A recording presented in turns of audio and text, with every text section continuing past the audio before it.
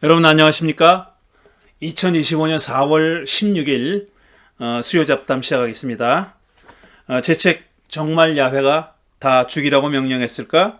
여호수아서의 가나안 정복 이야기 한 장 한 장 읽어가며 설명하고 있습니다. 오늘은 제 4장 가나안 정복을 준비하다 1번 가나안 정복을 준비하다가 두 챕터에 걸쳐서 설명되고 있습니다. 오늘은 그 첫 번째 제 4장입니다.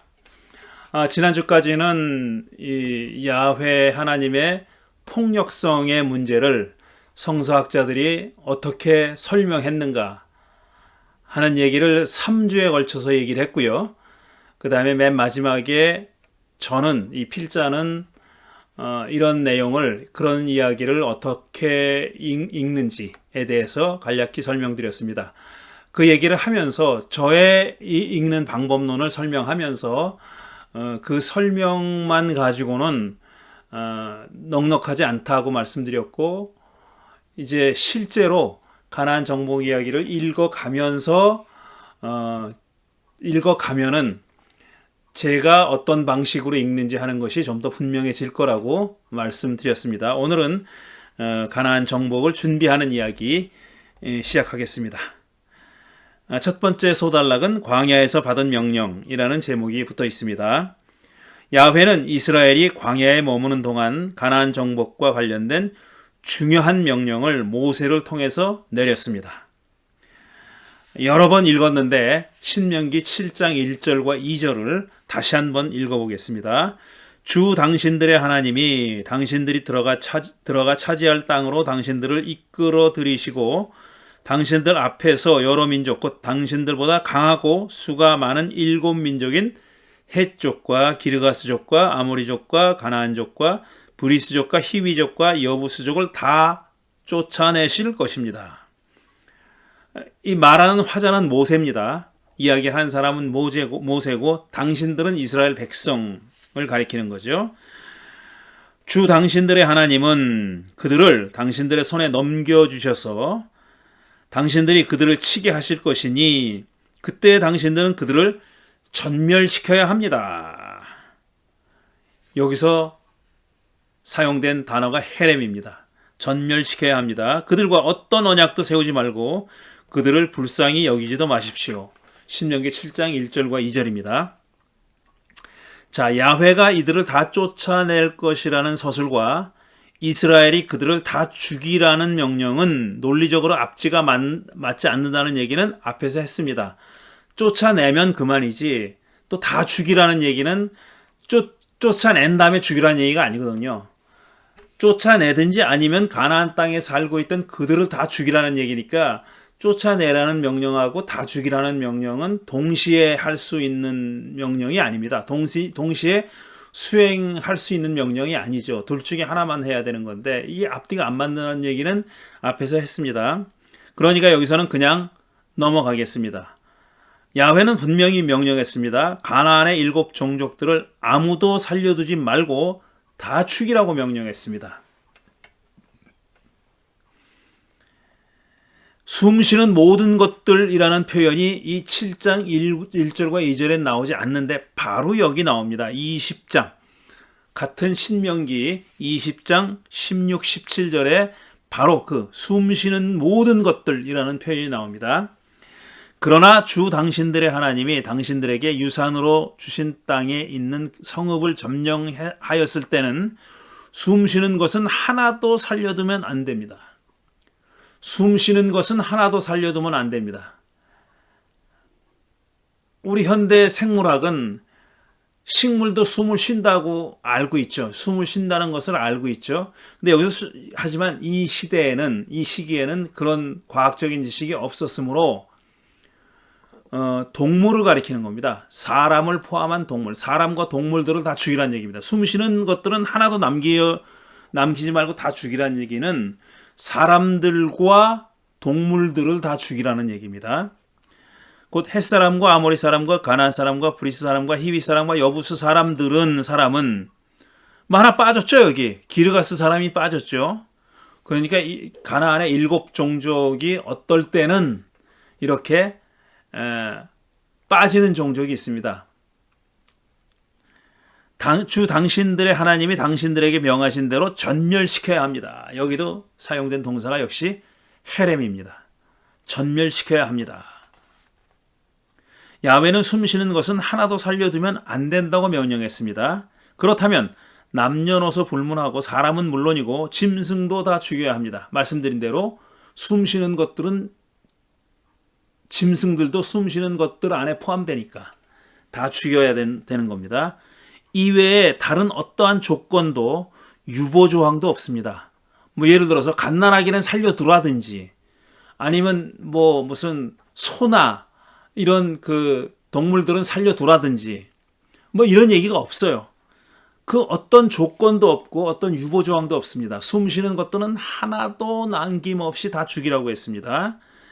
이스라엘은 전쟁을 늘 이런 식으로 했을까요? 언제 어디서 누구와 싸우든 상관없이 숨쉬는 모든 것은 죽여야 했고 그대로 실행을 했던 걸까요? 그렇지 않습니다. 그렇지 않습니다. 이게 오히려 이 명령이 오히려 예외적인 경우입니다. 이스라엘 사람들이 이스라엘 백성들이 전쟁을 많이 했어요. 그런데 이렇게 헤렘의 명령을 받은 전쟁은 매우 드뭅니다.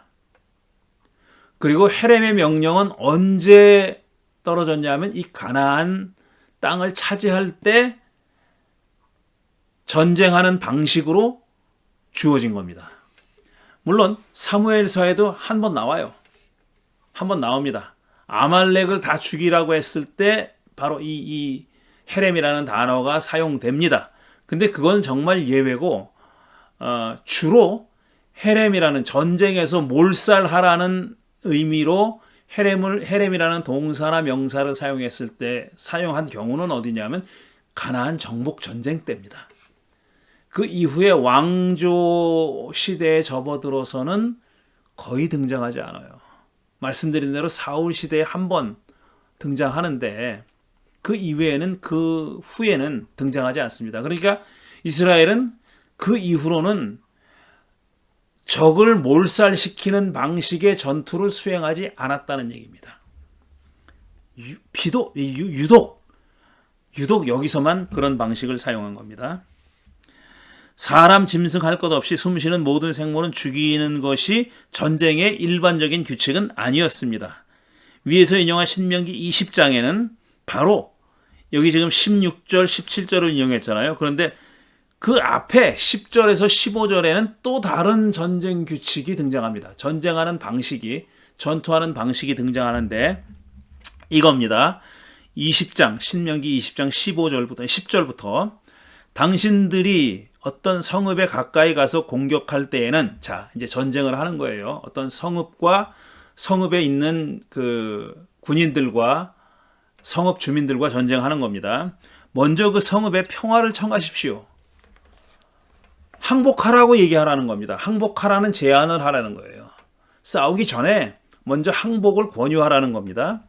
만일 그 성읍 백성이 평화 제의를 받아들이고 당신들에게 성문을 열거든, 그러니까 항복을 하거든 이런 얘기죠. 그 성 안에 있는 백성을 당신들의 노비로 삼고 당신들을 섬기게 하십시오. 자, 상대방이 항복을 하면은 그 주민을 다 종으로 삼아라 이겁니다. 죽이지 말고 종으로 삼아라 하는 거죠. 그들이 당신들의 평화 제의를 거부하고 싸우고 나오거든. 그러니까 두 번째 경우예요. 항복을 하면은 종으로 삼고 항복하지 않고 평화 제의를 거부하고 싸우러 나오거든 당신들은 그 섭을 포위하고 공격하십시오. 이제 전투를 벌이라 이겁니다.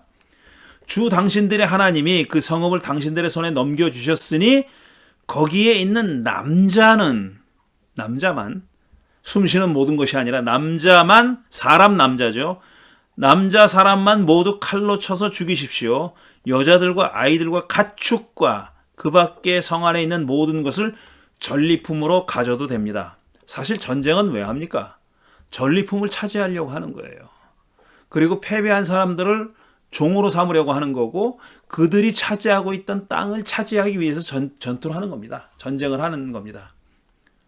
그러니까 세 가지 목적이게 땅을 차지하고 패배한 사람들을 종으로 삼고 그 다음에 전리품을 나눠 갖고 이겁니다. 이게 전쟁을 벌이는 목적이에요. 일반적으로 전쟁을 벌이는 목적이 그겁니다.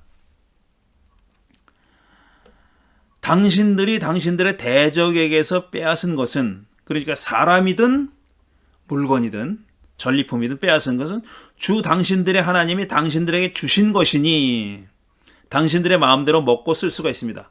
그러니까 하나님께 바쳐라 뭐 이런 얘기가 아니에요.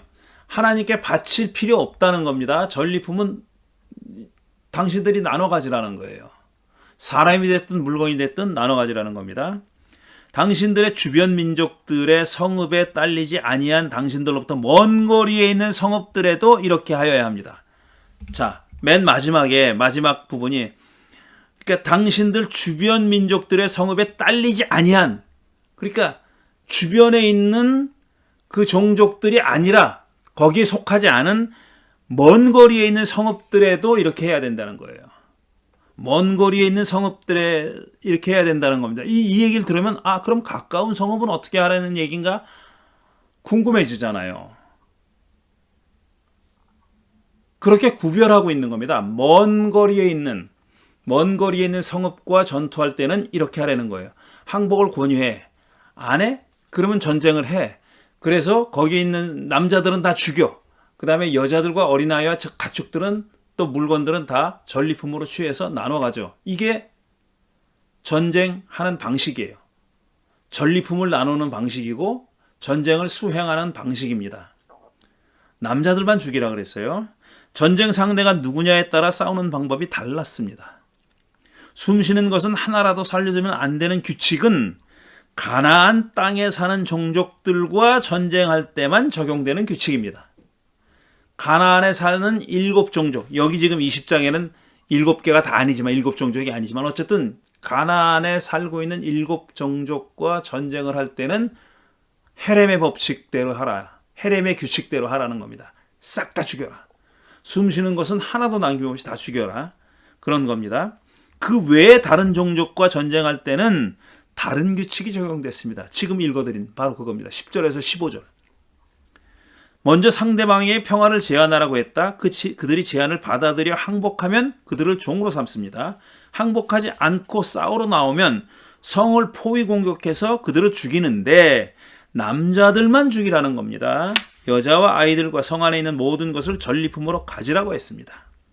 전리품은 백성들 마음대로 써도 된다고 허락했습니다. 이 규칙은 멀리 있는 성읍들, 곧 가나안 땅 바깥에 있는 성읍들에 적용된다는 겁니다.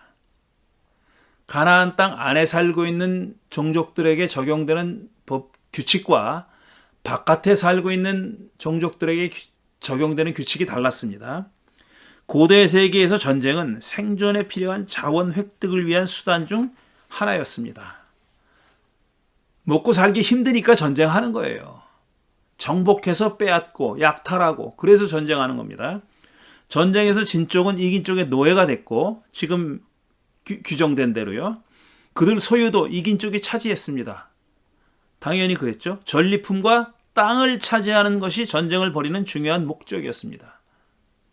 그렇죠. 옛날에는 땅이 바로 가장 중요한 생산 수단이었으니까. 땅에서 모든 것이 나왔으니까. 무슨 공장이 있는 것도 아니고 금융산업이 있는 것도 아니고 그러니까요. 땅이 생존 수단이었어요. 생산 수단이었고요. 패한 쪽에 숨쉬는 모든 것들을 몰살하는 일은 전쟁의 목적에 따라서 어긋납니다. 왜 전쟁을 합니까? 노예를 확보하고 전리품을 확보하고 그러려고 하는 거예요. 땅을 차지하고. 그런데 헤렘은 전리품을 다 없애려는 겁니다. 사람은 다 죽이고 가축도 죽이고 물건도 불태우려는 거예요. 그러면 왜 전쟁을 합니까? 이 얘기는 헤렘의 전쟁은 전쟁의 목적이 다른 데 있다는 것을 보여주는 겁니다. 그러니까 생존 수단을 확보하는 게 헤렘 전쟁의 목적이 아니에요. 그런 뜻에서 헤렘의 규칙이 적용되는 전쟁은 여타 일반 전쟁과는 그 수행하는 목적이 다르다라는 걸 알 수 있는 거죠. 왜 가나안 정복에서는 전쟁의 목적에 반하는 명령을 내렸을까? 그러니까 생존 수단을 확보하지 말라고 했을까? 헤렘하라고 했을까? 야훼는 모세를 통해서 다음과 같이 그 이유를 밝힙니다. 신명기 7장 3절 4절, 그러니까 1절 2절 먼저 읽었죠. 그 바로 다음에 나오는 구절입니다. 그들과 혼인 관계를 맺어서도 안 됩니다. 그러니까 그들은 가나안의 7 족속입니다. 당신들 딸을 그들의 아들과 결혼시키지 말고 당신들 아들을 그들의 딸과 결혼시키지도 마십시오. 왜 이렇게 구별해서 썼냐 하면은 딸은 데리고 오는 거고 딸은 그러니까 아들은 있고 며느리는 데리고 오는 거고 딸은 글로 보내는 거예요. 그러니까 이렇게 구별해서 쓴 겁니다. 그러니까 그 이스라엘 남자가 가나안의 어떤 예를 들어서 기르가스족의 여자랑 결혼하면 데리고 오는 거잖아요. 그리고 이스라엘의 딸이 뭐 여부스족의 남자랑 결혼하면 글로 가는 겁니다. 그게 통혼이죠. 통혼. 결혼 관계를 트는 거예요. 그래서 구별한 겁니다. 한쪽은 가고 한쪽은 오니까.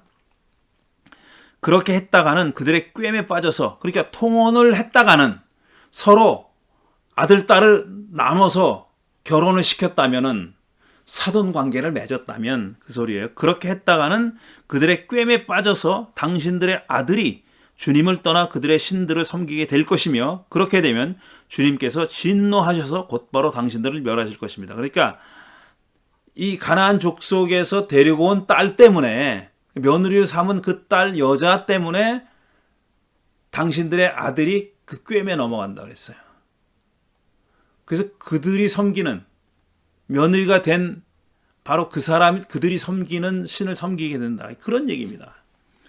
그렇게 되면 주님께서 진노하셔서 곧바로 당신들을 멸하실 것입니다. 그러니까 당신들도 헤렘 신세가 될 거다 이겁니다. 만약 그렇게 결혼을 해서 물들면은 당신들도 몰살 당할 거야. 이렇게 얘기하는 거예요. 그 다음에 신명기 20장 18절에 또 이런 얘기가 있습니다. 그렇지 않으면, 그러니까 가나안 종족을 전멸시키지 않으면 그들이 그들의 신을 섬기는 온갖 역겨운 일을 당신들에게 가르쳐서 당신들이 당신들의 하나님께 죄를 짓게 할 것입니다. 그러니까 물들게 될 거다 이거죠. 가르쳐서 우상을 숭배하게 만든, 우상 숭배하는 걸 가르칠 거다 이겁니다. 쉽게 얘기하면. 그래서 당신들이 하나님 앞에 죄를 짓게 될 것이다. 그러지 않으려면은, 그런 결과에 이르지 않으려면은 그들을 다 죽여라 이 소리예요. 그러니까 다 죽이라는 헤렘의 명령의 목적은 뭐냐? 이스라엘 사람들이 이방신을 섬기지 않게 하기 위해서. 이거 무슨 심리학자나 정신분석학자가 읽으면은 정신병자라 그럴 만한 얘기입니다. 그러니까 일어나지도 않은 일이 일어날까봐 사전에 다 죽여버려라 그런 얘기잖아요. 얼마나 터무니없어. 그러니까 그런 일이 벌어지지도 않았어요. 미래의 일입니다. 그런데 반드시 그런 일이 벌어질 거야. 그러니까 사전에 예방하는 의미에서 다 죽여. 이게 말이 안 되는 얘기죠.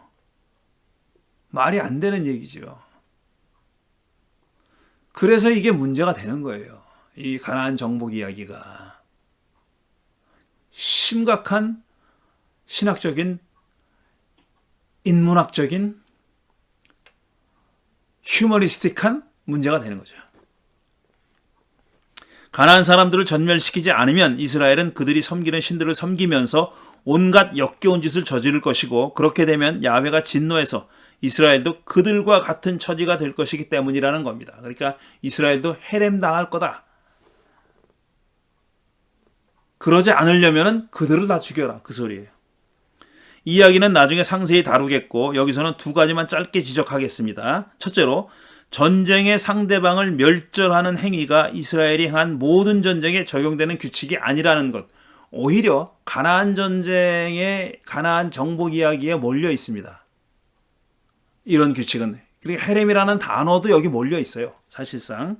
두 번째로 종교적 이유로 가나안 종족을 멸절하라고 명령했다는 점입니다. 그러니까 물들다 그랬잖아요. 그들의 신을 섬길 것이다. 그러니 그러지 않으려면 죽여라 이거예요. 그러니까 종교적인 이유. 헤렘의 목적은 종교적인 이유입니다. 정치적인 이유가 아니에요. 종교적인 이유입니다. 자, 그 다음 단락 가나안 정복의 전초전 그랬는데 요거는 그냥 간단하게 읽고 넘어가면 될 것 같아요. 40년 광야 생활을 끝낸 이스라엘은 요단강 동쪽 모압 고원지대 한 골짜기에 도착했습니다. 그게 민수기 21장에 나오는 얘기예요. 자, 이제 강만 건너가면은 약속의 땅에 들어가는 거예요. 강 동쪽에, 요단강 동쪽, 소위 트랜스 조르단이란 데 도착한 겁니다. 이스라엘이 거기서 요단강을 건너 약속의 땅으로 가려면 아모리 왕 시혼이 다스리는 지역을 통과해야 했습니다. 그래서 시혼 왕에게 사신을 보내 통과를 허락해달라고 요청했습니다. 그 땅에 있는 그 어떤 것도 손대지 않고 지나가기만 하겠다면서 요청을 한 겁니다. 우리를 좀 지나가게 해주시오. 그러자 시혼 왕은 이를 거절하고 군대를 이끌고 나왔습니다. 그래서 이스라엘은 그들을 무찌르고 아모리족 성읍을 모두 점령했다는 겁니다. 그러니까 시혼 왕이 다스리던 지역의 아모리 지역을 점령했다고 했어요. 우리 지나가게 해다오 했는데 거절하니까 아예 전쟁을 해가지고 쳐부셨다는 얘기입니다. 이스라엘은 여기서 그치지 않고 방향을 바꿔서 바산 땅으로 가서 바산 왕 옥의 군대도 물리치고 그 땅도 차지했습니다. 전투에 앞서서 야훼는 그를 두려워하지 말아라. 그러니까 바산한 옥을 두려워하지 말아라. 내가 그와 그의 온 군대와 그의 땅을 너의 손에 넘겼으니 전에 헤스본에 사는 아모리 왕 시혼을 무찌른 것처럼 그를 무찔러라. 그랬어요. 이렇게 말하면서 승리를 보장해 줬죠. 그래서 이스라엘은 그 옥과 그의 아들들과 그의 온 군대를 생존자 하나도 남기지 않고 다 때려 눕혔다 그랬습니다. 그리고 그들은 그 땅을 차지했다 그랬어요. 이 헤렘이라는 말은 등장하지 않지만 어쨌든 사람들을 다 몰살했다는 얘기입니다. 하나도 남기지 않고 다 때려 죽였다 그랬어요. 그러니까 숨 쉬는 것은 이라는 표현은 나오지 않았지만 하나도 남기지 않고 라는 표현이 나왔죠. 여기는 두 전투는 다음과 같은 의미에서 가나안 정복의 전초전이라고 말할 수 있습니다. 첫째로 요단강 동쪽 지역은 사실은 약속의 땅이 아니에요. 여기는 요단강 서쪽이 약속의 땅입니다. 요단강 동쪽 지역은 야훼가 이스라엘의 조상들에게 약속한 땅은 아니지만 루벤 지파, 갓 지파, 므낫세 지파의 절반이 거기에 거주할 땅입니다. 실제로 이 지파는 거기에 거주했어요.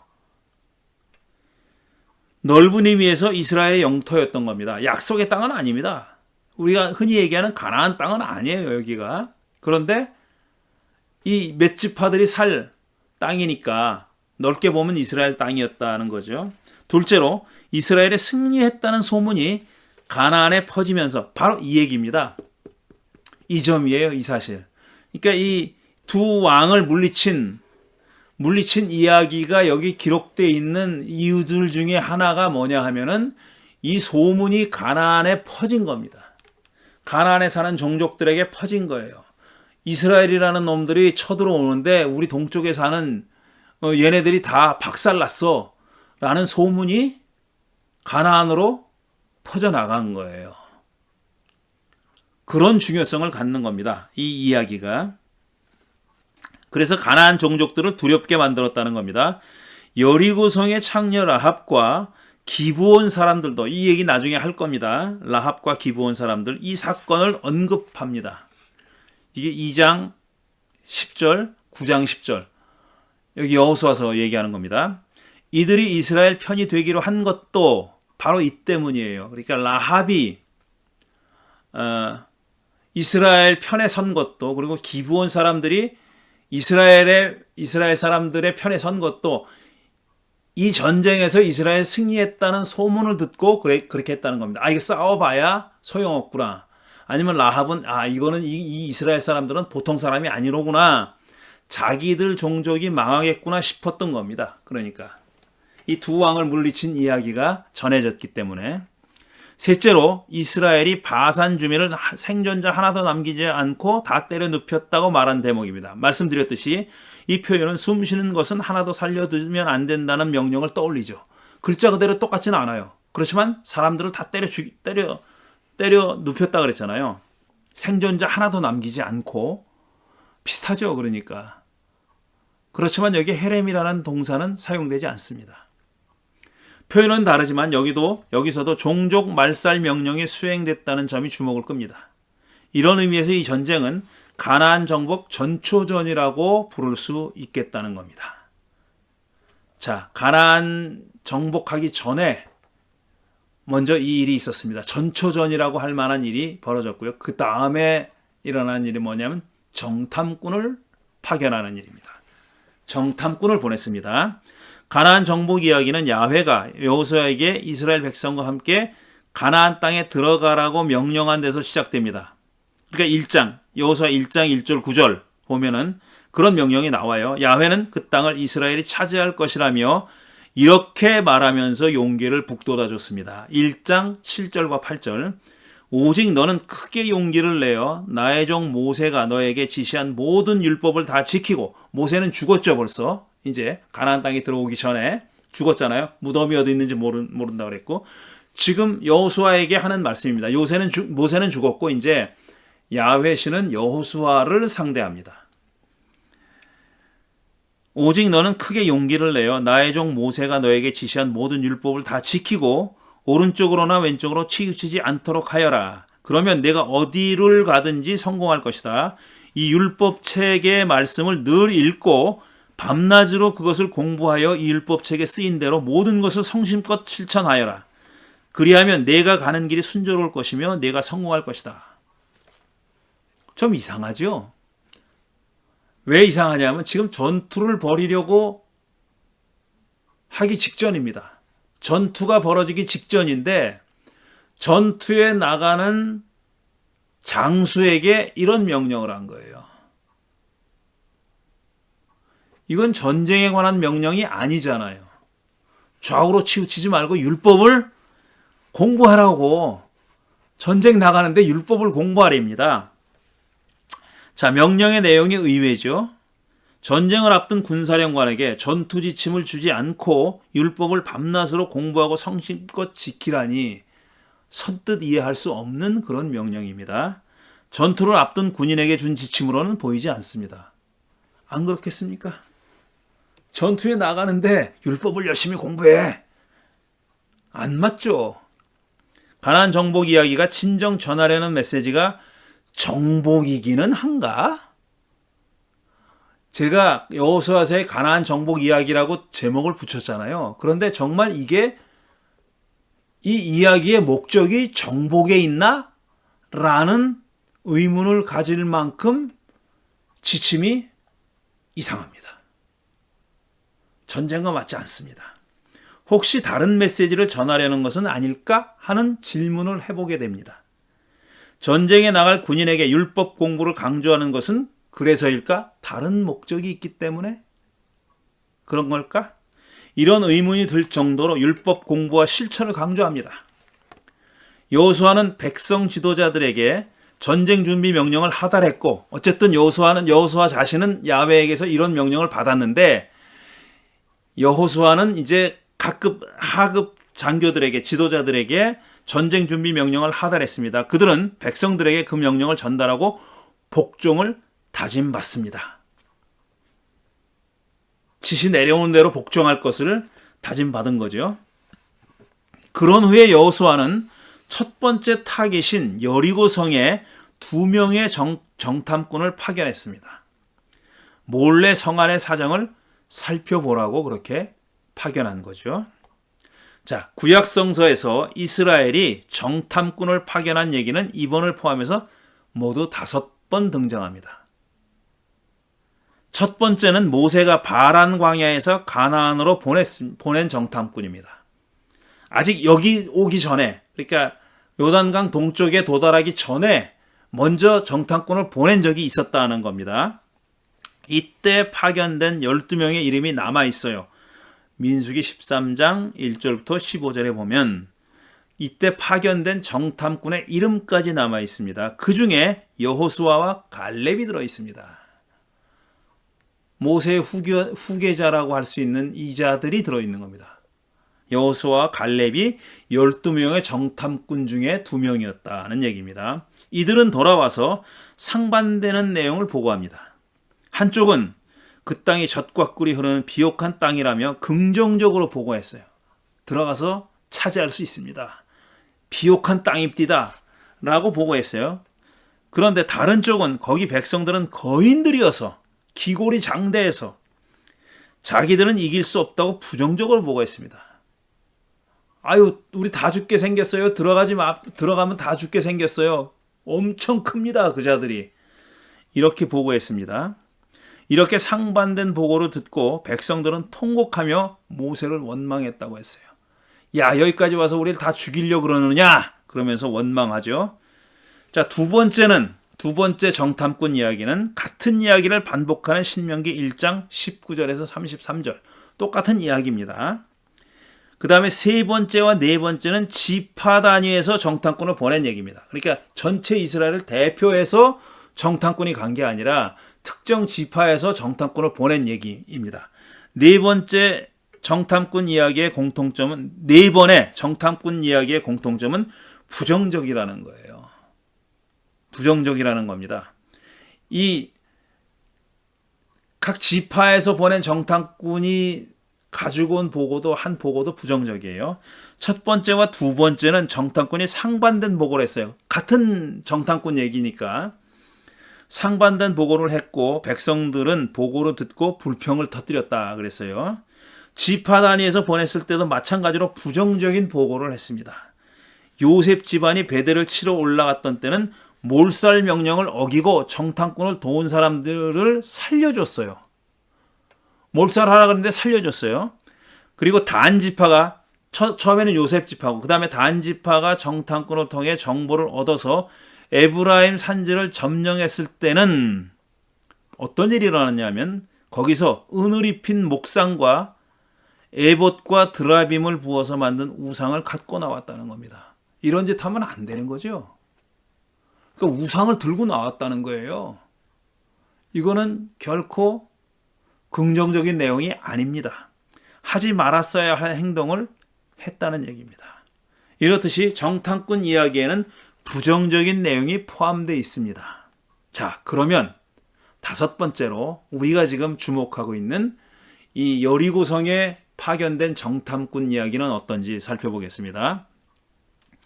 여리고성에 보낸 정탐꾼은 어땠을까? 이들은 라합이라는 창녀의 집에 들어갔습니다. 왜 하필이면 그곳에 들어갔을까? 왜 하필이면 창녀의 집에 들어갔을까? 이에 대해 해석자들은 정말 다양한 해석을 내놓고 있습니다. 어떤 사람은 그녀가 창녀가 아니라 여관주인이었다고 주장하는 사람이 있어요. 그건 왜냐하면 결국은 이스라엘을 도와서 이스라엘이 이기게 만들었잖아요. 그러니까 그런 여자가 창녀일 리가 없다. 신분 상승시키는 겁니다. 그러니까 창녀가 아니라 여관주인이었을 뿐이다. 라고 주장하는 겁니다. 여리고 사람들 눈에 띄지 않으려고 일부러 정탐꾼이 그리로 갔다는 주장도 있습니다. 눈에 띄지 않으려고. 정탐꾼이니까 몰래 들어가야 되는 거 아니에요. 그러니까 눈에 띄지 않으려고 창녀 집에 간 거지 무슨 딴 생각이 있어서 간 게 아니다. 이런 주장을 하는 사람도 있습니다. 또 그곳이 당시에는 첩보 활동의 중심지였다는 추측성 주장도 있고, 이건 뭘 근거로 얘기하는지 모르겠어요. 왜 창녀 집이 첩보 활동의 중심지가 됩니까? 사람들이 많이 모여서 이러쿵저러쿵 얘기하니까 거기서 귀동냥하려고? 소설이죠, 소설. 또 마지막으로 심지어 정탐꾼들이 본연의 사명은 저버리고 사창가에서 못된 짓을 했다는 주장까지 있습니다. 이거 제가 꾸며낸 얘기 아닙니다. 이렇게 주장하는 사람들이 있습니다. 성서학자들 가운데는 이렇게 주장하는 사람들도 있습니다. 하지만 관건은 사실 그녀의 직업이 아니라 그녀가 어떤 행동을 했는지, 그 행동을 우리가 어떻게 해석해야 하는지 하는 게 중요한 겁니다. 창녀라고 하는 정말 주변부 인물, 소외된 사람이긴 해요. 그게 강조되는 겁니다. 창녀라는 얘기는 그 사회에서, 여리고성에서 대접받지 못하는 그룹 중에 하나죠. 창녀는 어느 시대 어디서나 그랬습니다. 창녀를 대단히 우대하는 그런 사회는 없어요. 차별당하고 주변부로 밀려나고 멸시당하는 그런 직업의 여인이었습니다. 그런 여인이 이스라엘을 도우게 되는 거예요.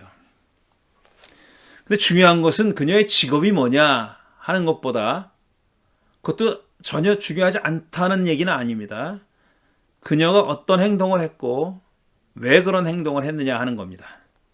정탐꾼이 왔다는 사실은 여리고 왕도 알고 있었어요. 그런 소문을 듣고 군인을 보낸단 말이에요. 글로. 그는 라합에게 사람을 보내서 정탐꾼을 내놓으라고 했습니다. 여리고성 왕이 알았다는 거예요. 정탐꾼이 여기 머물고 있지? 빨리 내놔! 라고 그렇게 하려고 사람을 보냈다는 거죠.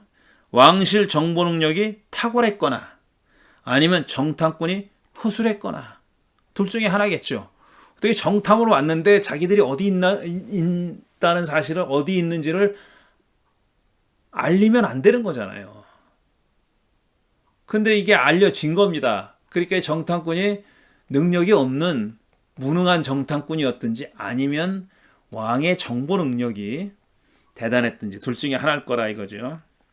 하지만 어리석은 수색꾼들은 라합의 거짓말에 속아서 정탐꾼을 놓치고 맙니다. 그래서 이들은 무사히 이스라엘 진영으로 돌아가죠. 위기를 넘긴 후에 그녀는 정탐꾼에게 이렇게 말합니다. 속여가지고 왕이 보낸 사람들을 돌려보낸단 말이에요. 그리고 정탐꾼에게 한 말이 요게 이제 우리의 관심을 끄는 겁니다.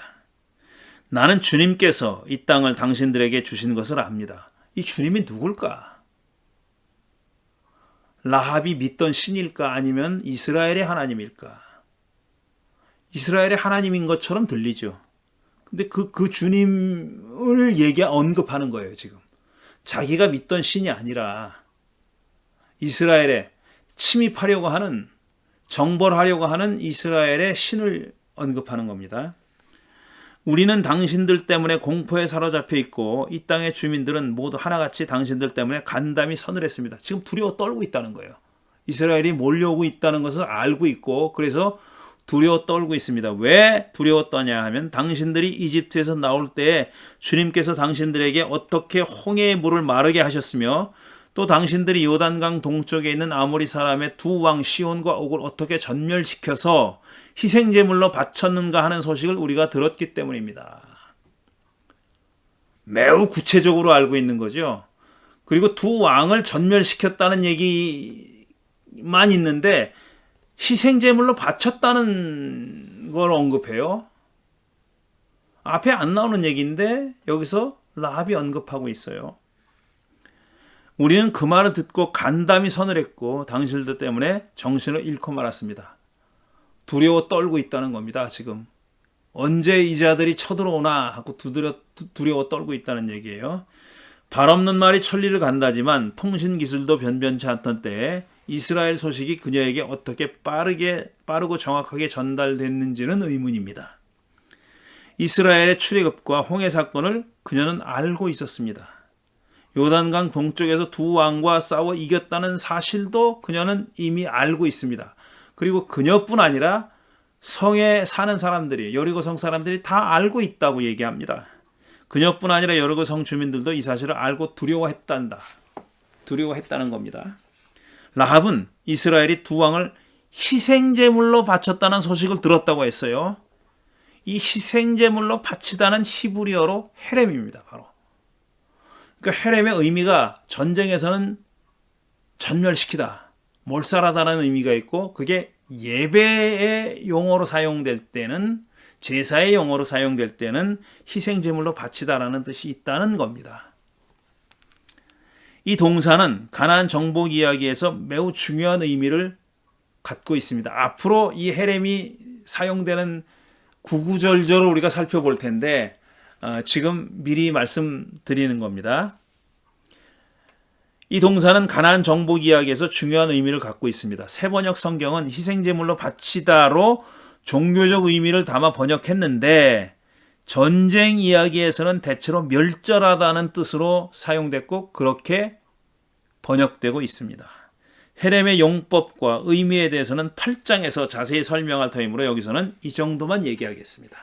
본격적으로 헤렘이라는 단어의 의미와 용법에 대해서는 8장에서 설명하겠습니다. 자, 그 다음에 라합의 신앙 고백과 언약 체결. 이라는 소단락입니다.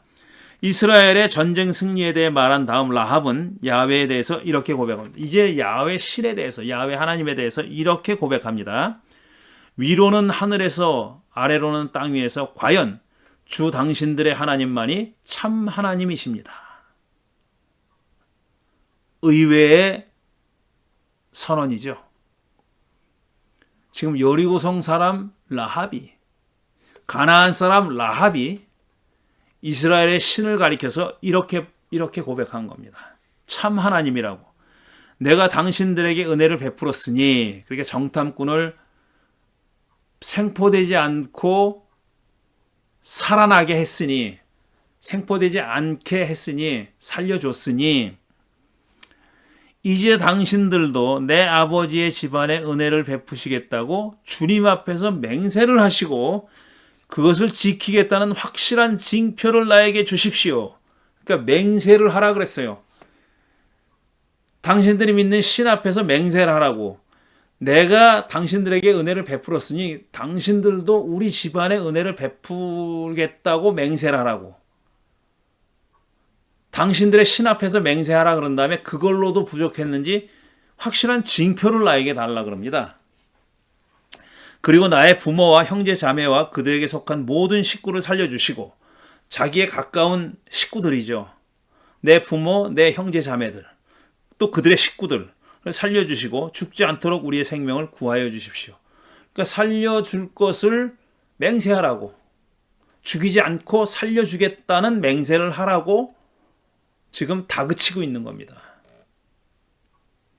맹세를 할 뿐 아니라 징표를 달라고까지 했어요. 그녀는 야훼가 위로는 하늘에서 아래로는 땅 위에서 유일한 참 하나님이라고 고백했습니다. 이거 심상치 않은 고백이에요. 이게 가나안 여인 라합의 입에서 나왔다는 것은 매우 놀라운 사실입니다. 그렇게 고백했다는 겁니다. 사실상 라합의 신앙 고백은 이 한 문장이 전부입니다. 그 나머지 얘기는 약속하라는 거예요. 우리를 살려주겠다고 약속하라는 내용이죠. 나머지는 모두 맹세에 대한 요구로 채워져 있습니다. 짧다고는 했지만 구약성서에서 이 신앙 고백이, 라합의 신앙 고백이 짧아요. 맨 앞에 것만 신앙 고백이란 말이에요. 그렇지만 짧지만 구약성서에서 이런 말로 신앙 고백을 한 사람은 놀랍게도 모세와 솔로몬밖에 없습니다. 비슷한 내용의 신앙 고백을 두 사람이 했어요. 먼저 모세, 신명기 4장. 오늘 당신들은 마음에 새겨 분명히 알아둘 것이 있으니 주님은 위로는 하늘에서도 아래로는 땅에서도 참 하나님이시며, 똑같죠? 라합이 한 고백과 똑같죠? 그 밖에 다른 신은 없다는 것입니다. 이거 모세가 한 말이에요. 그 다음에 솔로몬은 뭐라고 했냐면 열왕기상 8장에 보면은, 이거는 성전을 봉헌하면서 드린 기도죠.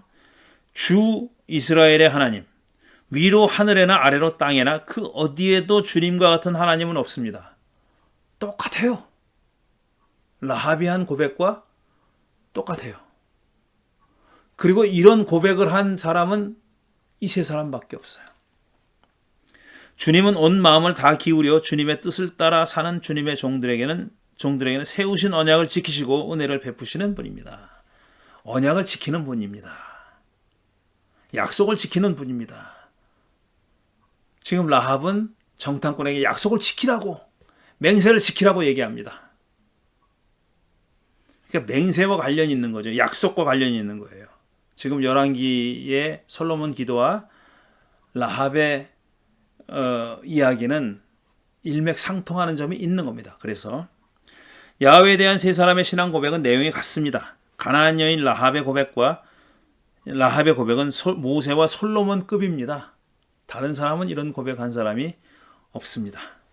자, 가나안 종족의 종교는 다신교입니다. 한 종족의 메인 신이 있어요. 하지만 그 신이 유일하지 않아요. 경우에 따라서, 어떤 목적에 따라서 부르는 신이 다릅니다. 그래서 다신교예요. 고대 중동 문화권에서는 전쟁에서 승리한 편의 신이 패배한 편의 신을 지배한다고 믿었습니다. 전쟁에서 이기면은 그 신 덕분이기 때문에 또 패하면 그 패한 신 때문이기 때문에, 패한 종족의 신 때문이기 때문에 승리한 신이 패배한 신을 지배한다고 믿었어요. 자기 똘마니로 부린다고 그렇게 믿었습니다. 그 하위 신이 된다고 믿었어요.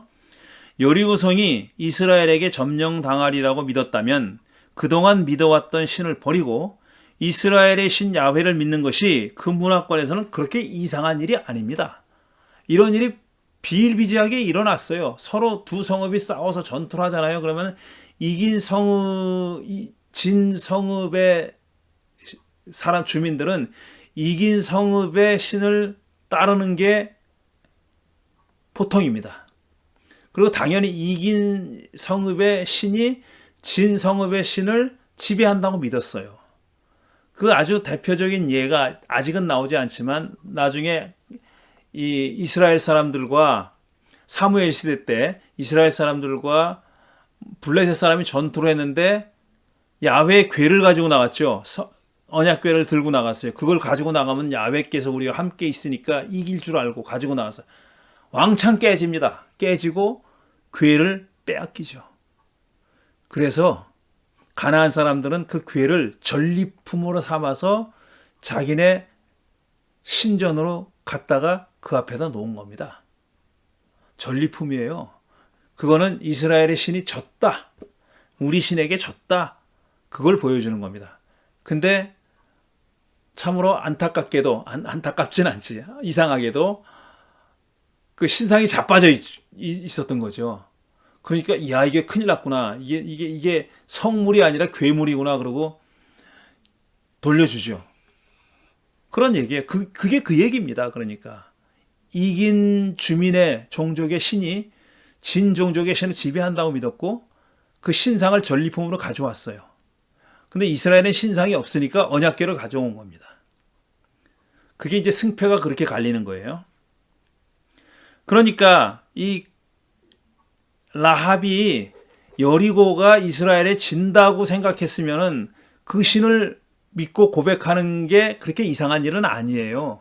그렇게들 했습니다. 그런데 뭐가 이상하냐면은 이런 관습은 현대인에겐 낯설지만 그때는 그렇지 않았습니다. 그런 의미에서 라합의 신앙 고백에 특이한 점이 없어요. 이건 특이한 점이 아니에요. 당시 관습에 어긋나지 않았다는 겁니다. 그런데 정말 정작 특이한 점은 뭐냐? 그녀 고백의 특이점은 이스라엘의 신 야훼를 유일한 참신이라고 고백한 데 있어요. 졌기 때문에 그 하위 신으로 들어간다 할지라도 이긴 신이 유일하다고 생각하지 않아요. 그냥 그 전쟁에서 이긴 신이에요. 그 신이 어디 가서 딴 데서 또 질 수도 있는 겁니다. 유일한 신이라고 고백할 이유는 없어요. 그런데 지금 라합은 그렇게 고백하고 있는 겁니다. 현대인에게는 유일신 신앙이 익숙하지만 고대 중동 문화권에서는 반대로 매우 낯선 이야기입니다. 신이 왜 하나야? 이렇게 신이 할 일이 많은데 그걸 하나가 혼자 어떻게 해? 다 직능이 있어요. 애기 낳게 해달랄 때 비는 신, 저 농사 잘 짓게 해달라는데 비는 신, 전쟁에 나가면 이기게 해달랄 때 비는 신, 다 따로 있어요. 직능이 있습니다. 직능이. 그래서 다 신교인 겁니다. 그런 사회에서 신이 유일하다, 하나다. 이건 매우 낯선 생각입니다. 매우 부자연스러운 생각이에요. 그 당시에 문화적인 배경, 종교적인 배경에서 놓고 봤을 때는 그렇다는 겁니다. 이스라엘이 이길 줄 알았다고 해도 라합이 유일신을 고백할 필요는 없었습니다. 자기가 믿던 신을 버리고 야훼를 믿으면 그만이었죠.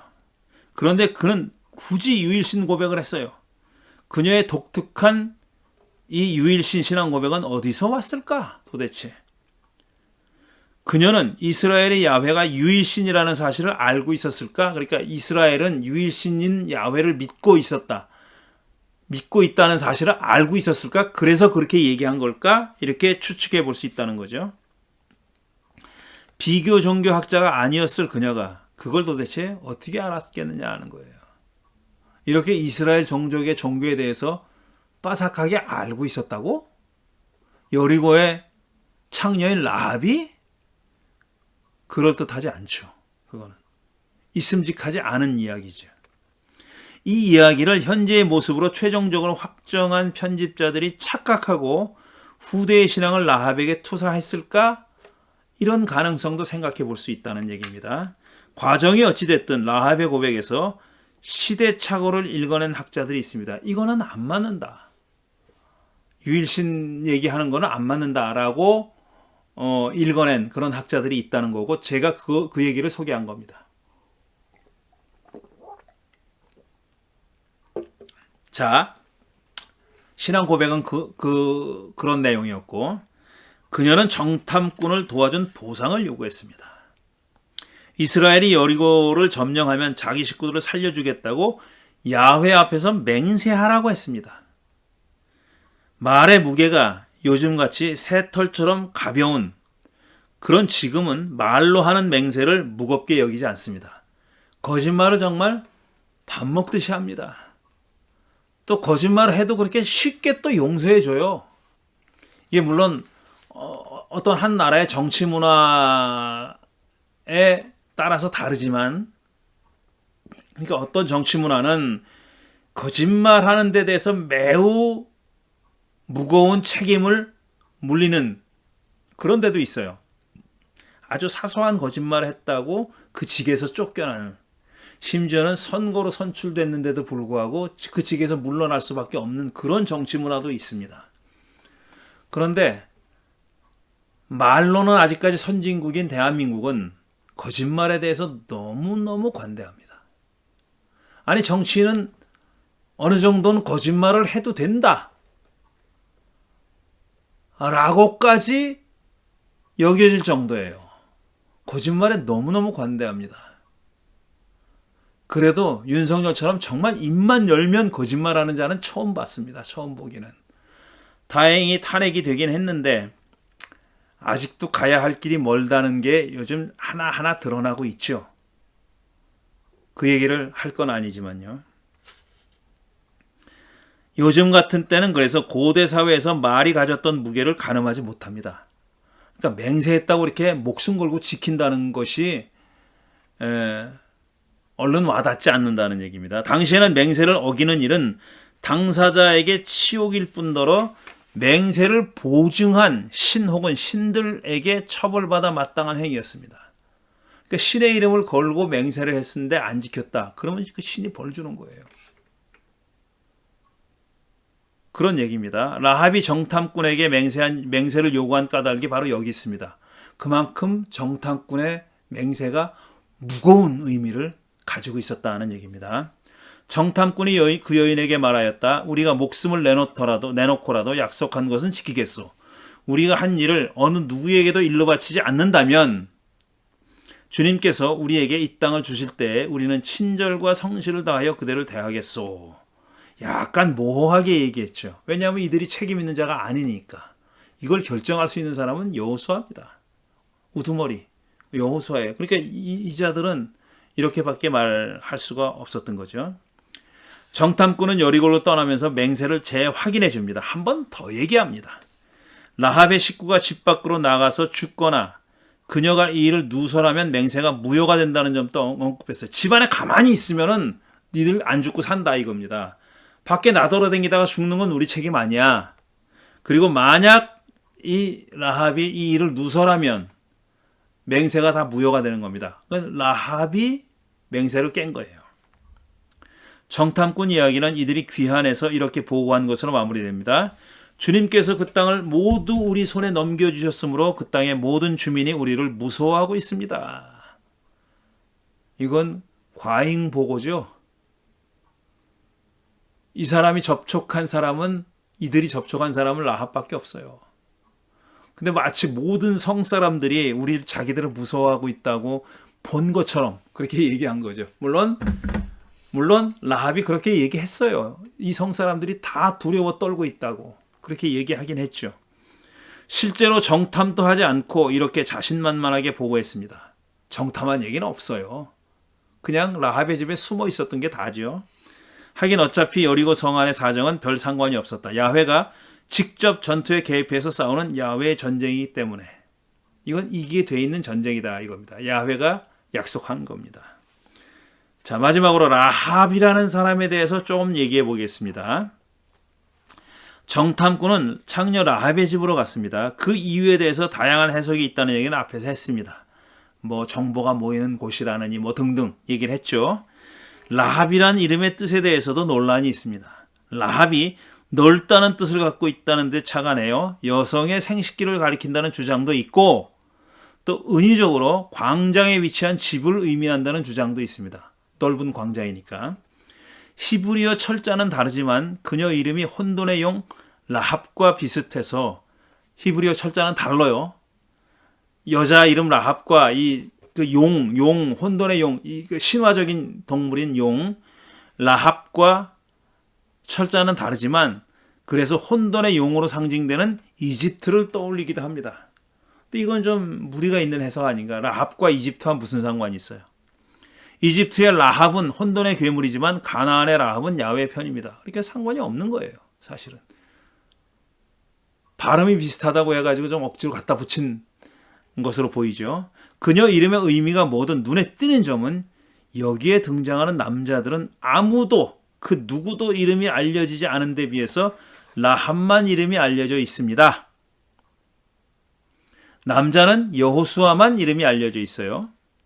정탐꾼도 이름이 없고 여리고 성의 왕도 이름이 없습니다. 그리고 그가 보낸 수색꾼들도 이름이 없어요. 남자들은 다 이름이 없고 오로지 라합 이 여자만 이름이 밝혀져 있는 겁니다. 고대 사회에서 이름이 알려졌는지 여부는 정말로 중요한 의미를 갖습니다. 그래서 당신 이름이 뭐냐고 묻는 질문이 있잖아요. 네 이름이 뭐냐? 야곱과 씨름한 하나님 혹은 하나님의 천사도 네 이름이 뭐냐? 야곱입니다. 그러니까 이제부터 너 이스라엘이라고 불릴 거다 그랬잖아요. 그러니까 이름을 묻는 행위가 굉장히 중요한 의미를 갖습니다. 단순히 이름뿐 아니라 그 사람의 어떤 정체성을 묻는 의미가 그 안에 담겨 있어요. 그러니까 이름이 밝혀져 있다는 것은 그만큼 중요한 겁니다. 그러니까 이름이 밝혀져 있지 않은 사람은 사실상은 중요성이 떨어지는 사람이에요. 별로 중요하지 않은 사람이에요. 이름을 알 필요가 없는 사람이다. 이런 뜻입니다. 라합 이름만 후대에 알리면 됐지 별 역할도 하지 않은 남자들 이름까지 알릴 필요가 없다는 뜻으로 이름이 밝혀져 있지 않은 겁니다. 해석자들은 라합을 긍정적인 인물로 해석했어요. 후대 해석자들이 라합을 이렇게 좋게 해석했다는 겁니다. 라합이 창녀가 아닌 여관 주인이었다는 해석은 그녀가 나중에 여호수아와 결혼했다는 해석에 비하면 매우 온건한 편입니다. 여호수아의 아내가 됐다는 그런 문서도 있어요. 그녀는 개종자의 표본이나 순종하는 믿음의 모범으로 여겨지고 있습니다. 예를 들어서 히브리서 13장 31절은 믿음으로 창녀 라합은 정탐꾼들을 호의로 영접하여 이렇게 돼 있어요. 그러니까 라합의 믿음을 강조했어요. 그러니까 믿음의 아주 모범 케이스, 모델 케이스로 라합을 들고 있는 겁니다. 물론 히브리서는 라합만 들고 있는 건 아니지만 말이죠. 저는 라합은 믿음의 어떤 대표적인 인물로 들고 있고 또 개종자의 대표적인 인물로 들만하죠, 사실은. 그렇죠? 여리고성 사람들이 다 죽었는데 라합과 그의 가족들만 살아남았고 또 이스라엘에 들어와서 살게 됩니다. 그러니까 개종자처럼 느껴지는 거죠. 야고보서는 그녀를 행함으로 의롭게 된 인물로 또 소개합니다. 정탐꾼들을 접대하는 행위를 했다는 것이죠. 그게 행위를 강조한, 행동을 강조하는 야고보서가 라합의 행위를 얘기할 때 정탐꾼들을 환대한 그 행위를 모범적인 믿음의 행위로 그렇게 소개하고 있는 겁니다.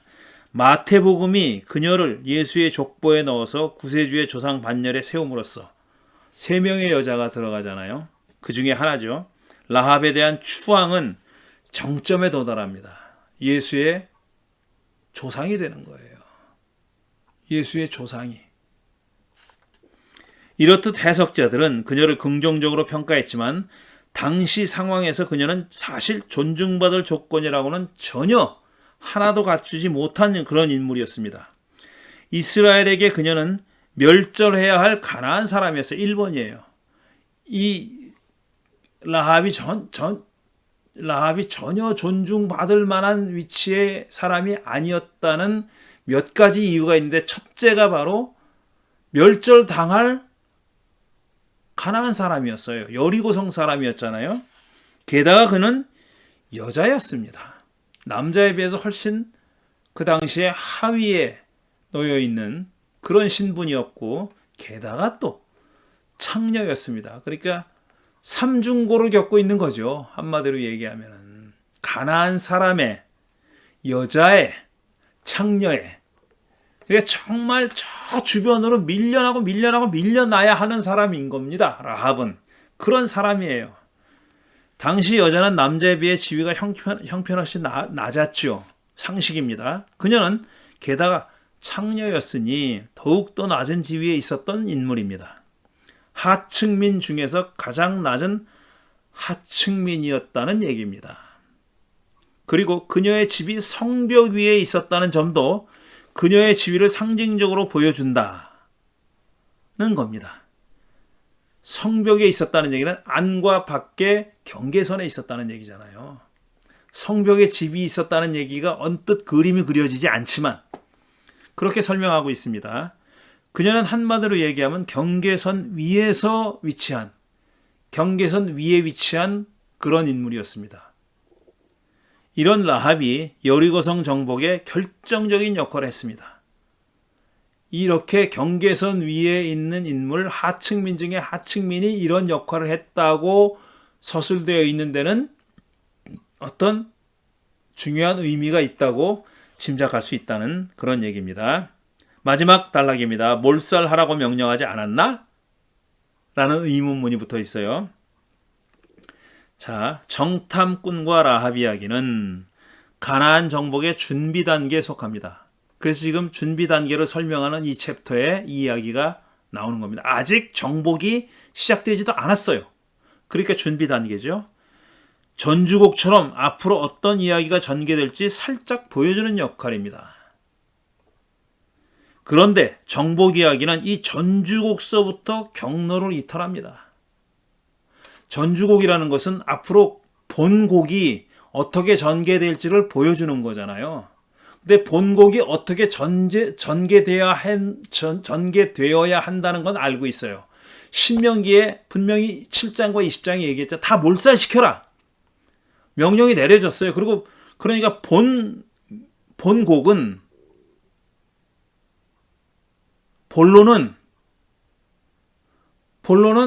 그 명령이 수행됐다는 얘기가 서술될 거 아닙니까?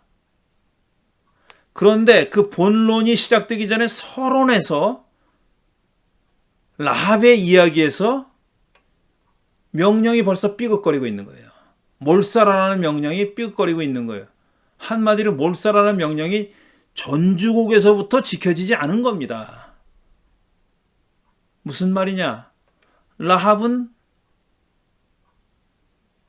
신명기서에서 내려진 야훼의 가나안 정복 전쟁의 매뉴얼에 따르면 라합은 죽어야 되는 거예요. 왜? 가나안 사람이니까.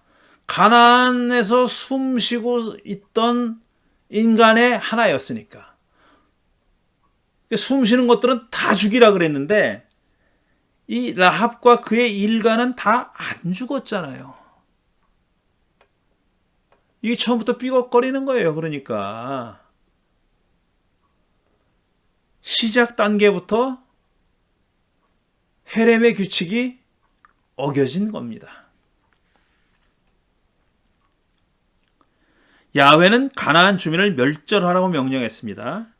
반드시 수행해야 할 명령인데 이스라엘은 첫 걸음부터 삐끗한 겁니다. 몰살해야 할 여리고성 주민 몇 명을 살려주겠다고 맹세한 겁니다.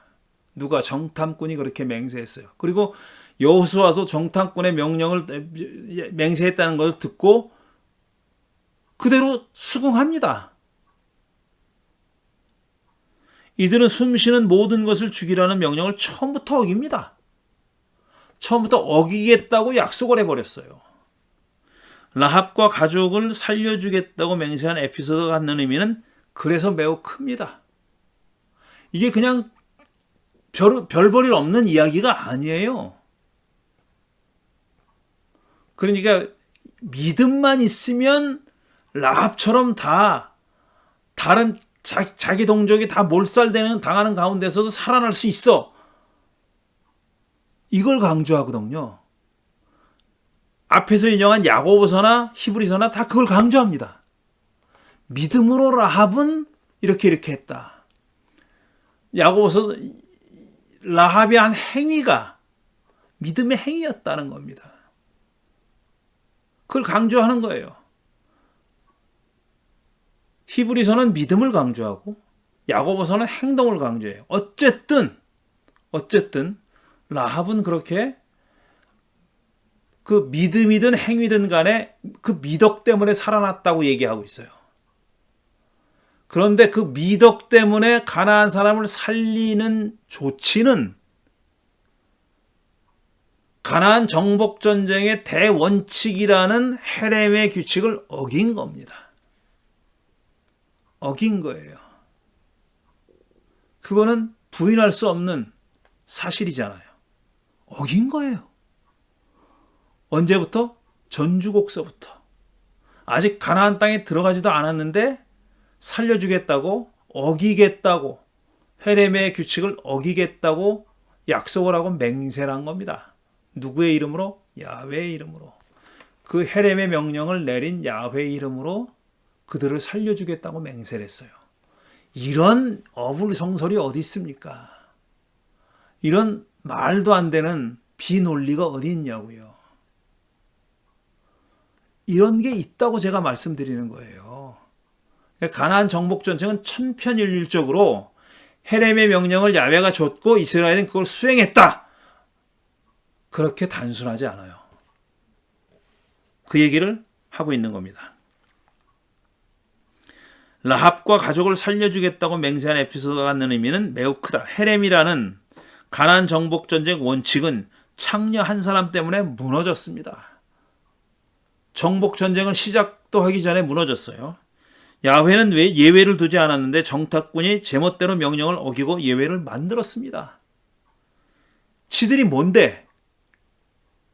왜 그랬을까? 무엇이 그들로 하여금 마음대로 행동하게 만들었을까? 신앙이 부족했을까? 아니면 야훼의 명령을 가볍게 여겼을까? 야훼가 그런 명령을 내렸다는 것을 몰랐을까? 텍스트는 이 모든 사달이 맹세 때문에 벌어졌다고 말합니다. 맹세했기 때문에 그걸 거두지 못한다는 거예요. 그걸 무효하지 못한다는 겁니다. 라합이 정탐꾼에게 살려주겠다고 맹세하라고 요구했고 그들이 이 요구를 받아들여 맹세했기 때문에 헤렘의 규칙을 어기게 된 겁니다. 그러니까 맹세가 헤렘의 규칙보다 위에 있는 거예요. 신학적으로 맹세의 신학이 헤렘의 신학보다 우위에 있는 겁니다. 그러니까 헤렘의 신학이 맹세를 무효화시키진 못해요. 근데 맹세가 사소한 것처럼 보이잖아요. 정탐꾼 2명이 창녀한테 한 맹세입니다.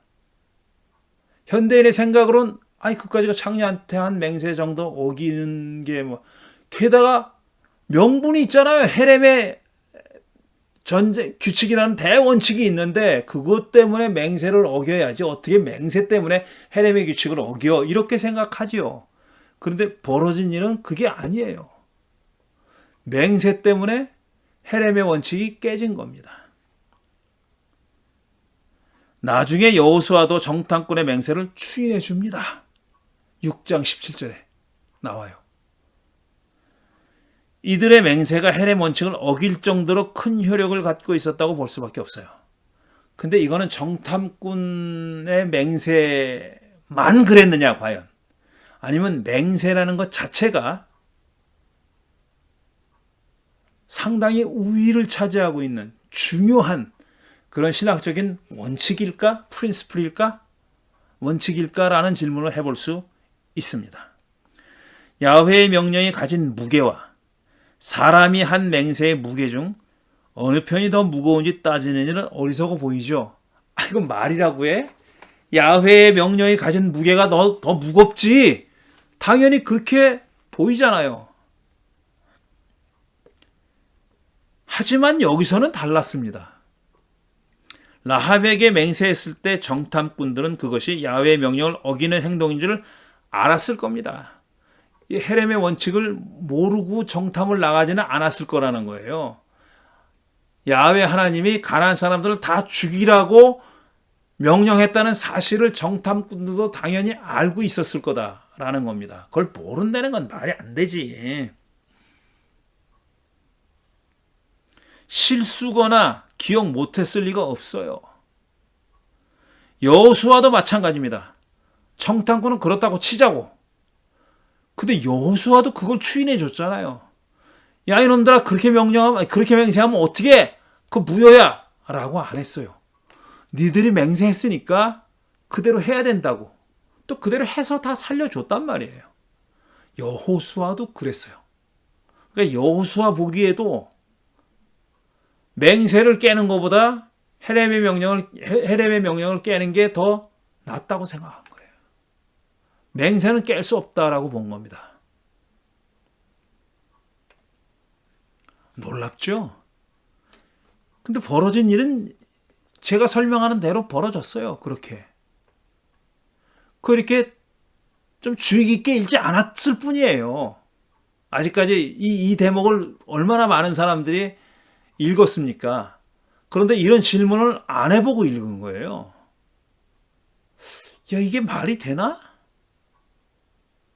아니, 그 정탐꾼이 그저 자기들 살겠다고 한 거잖아요. 라합이 고자질했으면 죽었단 말이에요. 근데 라합이 이들을 살려주면서 그런 맹세를 하게 한 거예요. 다 계산해서 한 겁니다. 라합은. 그래서 맹세한 거예요. 한마디로 얘기하면 자기들 살려고 맹세를 해준 거나 마찬가지잖아요. 그런데 그 행위가 야훼가 명령한 헤렘의 명령보다 더 위에 있는 거예요.